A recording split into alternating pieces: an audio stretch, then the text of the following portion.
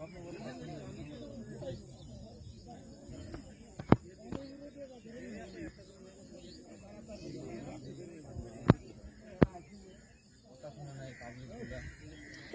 আসবে হ্যাঁ। এই সচেতন। আমার নাম মোহাম্মদ।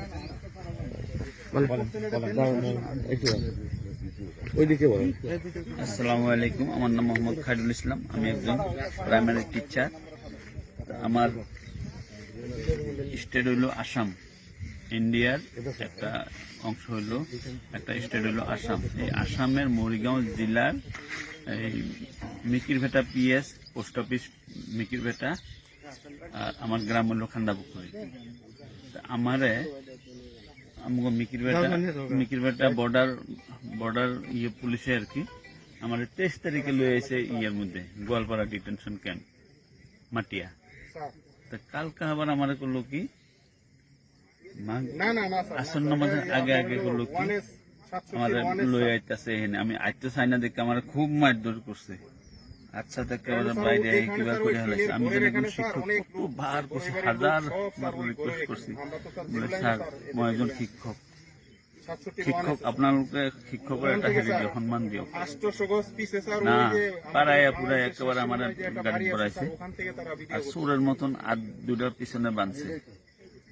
বাইন্ডা লগের মানুষ আইনা বহাইছে, আমারও বহাইছে। তারপরে এই 4টা মান বাজে ফজর নামাজের আজান দিছে, আমি হিনায়া পাইছি। 4টা মান বাজে আমার হিন্দিয়া 14 জন মিলাই আর কি, 14 জন মানুষ মিলাই মানে আমার হিন্দিয়া পার করে দিছে বিএসএফ। আচ্ছা, আরেকটি কথা, আপনার স্কুলের নামটা কি? আমার স্কুলের নাম ঠ্যাংখালি খান্দাপুকুরি এলপি স্কুল। আপনার তারা কোথায় থেকে ধরলো, সীমান্ত থেকে না ওখানে শহরের কোথা থেকে? আমার ঘরে তো আটক করে আনছে, আনার পরে ক্যাম্পে রাখছে। আপনার ঘরটা কি সীমান্তের কাছাকাছি? না না, অনেক ভিতরে। আচ্ছা, এখানে কি আপনি কতদিন ধরে ইন্ডিয়ায় বসবাস করেন?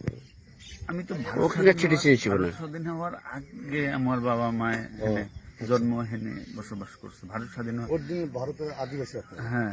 আপনার স্কুলটির নাম কি? আমার স্কুলের নাম হলো ঠ্যাংখালি খান্দাপুকুরি প্রাথমিক বিদ্যালয়, সরকারি। জি। আপনাদেরকে যে এই বছর নাম আছে কি বলছে, কি বলেন? আমরা তো আর করতে পারি না, বন্দুকের ভয় আছে।